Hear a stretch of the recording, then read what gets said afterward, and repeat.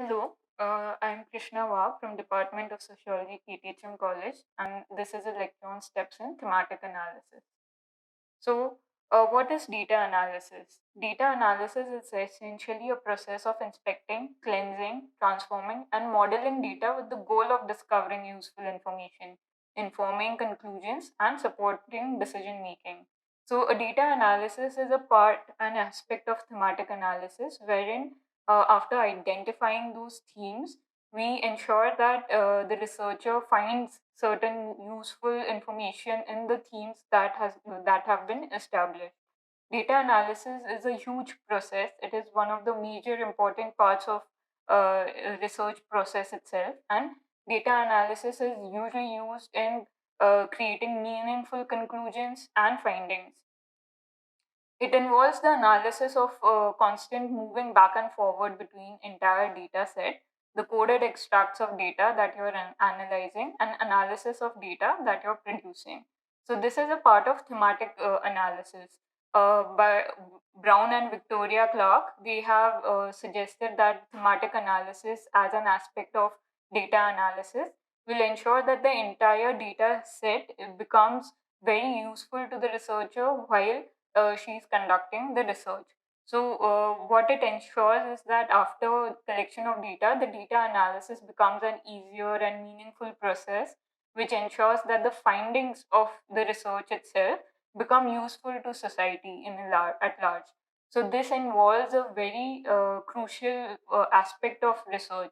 If data analysis itself or collection of data itself is faulty or flawed, it impacts the findings and results of the research itself. So, creating a good research analysis or data analysis becomes a very essential part of conducting research. And under thematic analysis, one of the benefits of thematic analysis is that once the data is collected, you can identify themes that are more prevalent, will give you larger validity and accuracy in conducting your data analysis. So now we will see the steps involved in data analysis under thematic analysis. This has been given by Brown and Clark. So the first step is to familiarize yourself with the data. So it is just the process of getting to know the data that you have collected, because it gives you a general overview of what the data is suggesting or what kind of data you have collected. This can involve organization and categorization in a very systematic manner. It is important to get a thorough overview of all the data that has been collected before the analysis of individual items. So, what is done is that before going through individual sets of data, or for example, interview transcripts or a documentary or any sort of audiovisual material, what is essential is to categorize it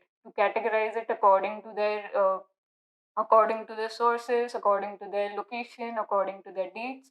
It ensures that the researcher is familiar with the data he or she may have collected over the period of the research. And that will ensure that there is a certain systemization of data itself, and it will give a broad overview of what kind of data has been collected. For example, a researcher might find that he or she may have collected a larger number of interviews and transcripts and audio-visual material that needs to be condensed, that needs to be overall reduced to only relevant parts and not the irrelevant parts. So he or she may be able to identify that there's a lot of material and that needs to be condensed, that needs to be briefly summarized in themes. So this becomes a part of familiarizing with the data, and this involves transcribing audios, reading through text, and taking initial notes. Generally, looking through data to get familiar with it.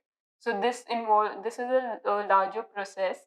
It is the first step of the process, wherein after collecting data, you can transcribe it. You can make notes as to what sort of data you have collected. You can keep logs and records of it, and this is how you get familiar with the kind of data you may have collected. If it's quantitative, if it's qualitative, if it's relevant to the topic, if it's irrelevant, you may be able to identify certain general themes to it before going through individual data. The second step is coding. Coding is one of the very simplest way of categorizing and codifying the data. It is a brief description of what is being said in the interview. So each time you note something interesting in your data, you write down a code. It is a description, not an interpretation. It is a way to start organizing data in meaningful groups. So what a code is essentially a description of a larger number of data. So, for example, if a researcher is researching into gender discrimination, after going through the data, he will or she will identify certain passages or in the transcripts or in text, in documents, or in the audiovisual material, and assign a code to it, such as discrimination or gender. This can also reflect attitudes as well. So, coding can be used under any sort of as a descriptor itself, as a symbolic descriptor of what is being said. So, coding ensures that there's a very simplified way of categorizing data itself while you're going through individual data. It helps to identify the frequency and the similarities between the data sets itself. So, for example, if a researcher is analyzing or going through data regarding interviews or observations and simultaneously goes through data regarding from documents or audiovisual material, he or she may be able to identify certain common themes that can be codified into under a larger symbolic term, and that is essentially what is meant by a code. So, code can also be reflective of the attitudes that are present. It's not an interpretation of what is being said, but it is a descriptor. So, basically, if there's a larger number of text, for example, if a person in an interview schedule is saying a lot of things that are relevant to the topic, the entire paragraph or the entire narrative can be codified under one term, which will be used later on to analyze the data. Third is generating themes. So, after codification, the code itself can be used to identify themes. They are broader and involve active interpretation of codes and the data. So, themes are much more broader. They ensure that they are the larger version of the codes. Codes just indicate that a certain thing has been said or a certain thing has been described in that data source. Themes are the larger patterns that this requires you to go through all the data individually and then identify and correlate it with the code itself. It involves looking at a list of codes and their associated extracts, and then correlates the codes into broader themes that see something interesting about the data. So this ensures that the codes give you a direction towards where the theme is going. So a code essentially symbolizes or signifies the way the research is going or the topics that are mentioned. While the theme is much more larger, it indicates the prevalent direction itself. Code indicates the direction. Themes shows itself the direction of the research. So a theme is much more larger and broader, and codes can be used to identify these themes. Themes are generally broader than codes and can combine several codes into a single theme. So, because the themes are the direction itself of the research, they can use certain different codes to identify the theme. And a researcher tends to simplify the process of data analysis using codes and themes under thematic analysis. Step 4 is reviewing the themes. Under this phase, it is a very dynamic process where the researcher goes back and forth between themes, codes, and extracts until they have coded all relevant data and have the right number of coherent themes to represent the data accurately. So, this is the much more detailed and significant part of the first step itself, that is familiarization with the data. So once you're familiarized with the data, you have codified it, you have identified the themes.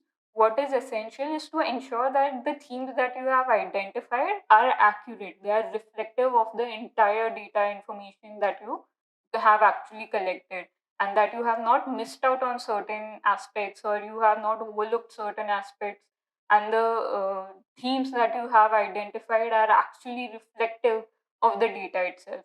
So this part of the process is just a very minutely overlooked aspect of research, where one has to go back and forth between the data that has collected, the themes that you have identified, to ensure that nothing is missing out. All the relevant information has been captured by the themes and the codes. It ensures that the themes are useful and accurate representations of the data. This ensures that the data that has been collected is valid and reliable. This is that part of the process which gives accuracy to the entire research process itself.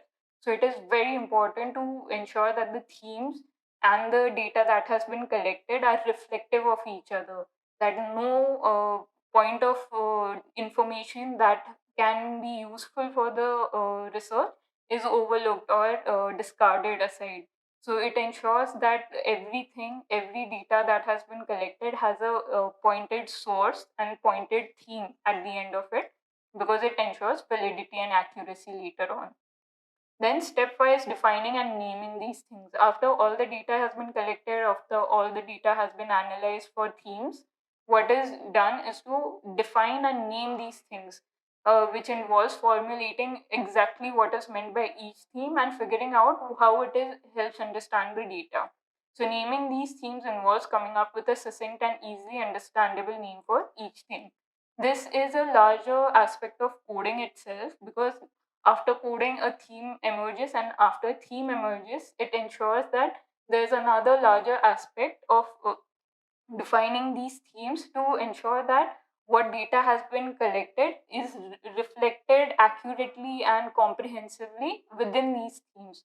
So giving it a very succinct designator or signifier to these themes becomes a very important aspect, because if for example, if a researcher fails to assign or describe this theme adequately, it will impact the research itself. It will impact data analysis later on, and hence it will impact the accuracy of the research. What is done is to ensure that these themes are named and defined very accurately, very comprehensively. Then the last step of data analysis under thematic analysis is writing it up. So after you have identified theme, ensured its accuracy and reliability through naming, defining, codifying it, we will write up the analysis of the data. We will compare within the themes. We will see emerging trends and patterns within the data itself. And this will be reflected in the theme. We will explain the meaning of these themes, which will help the person who is not conducting the research, who is just a reader, to understand why exactly these themes were important, how they have emerged, and what conclusion they might lead to. So, writing it up involves all these aspects. Writing up a thematic analysis requires, firstly, an introduction to establish a research question, aims, and approaches. After collecting the data, what is done is that it helps you identify the aim of your research, the purpose and objective of your research. And this part is done in introduction, where you tend to define and describe what has been said and what purpose of the research is. Second is including a methodology section where thematic analysis is conducted. What kind of methods you have used, what kind of sources you have used, what kind of research that has been used. This is considered in methodology section, and what how a researcher managed to arrive at these themes, what kind of codes have been used. All these aspects are part of the methodology. Lastly, the results or the findings section conclusion explains the main takeaways and how analysis has answered our research question. So this reflects back on the introduction itself, where after the data has been analyzed, after showing how we have arrived to a certain method of using these themes, what is done is that it has been analyzed into coming to a certain conclusion, the results and findings of which have been mentioned in the last part of the research, which helps show the purpose of the research, which reflects back to introduction again, how it has fulfilled the purpose of the study or how it has negated the purpose of the study.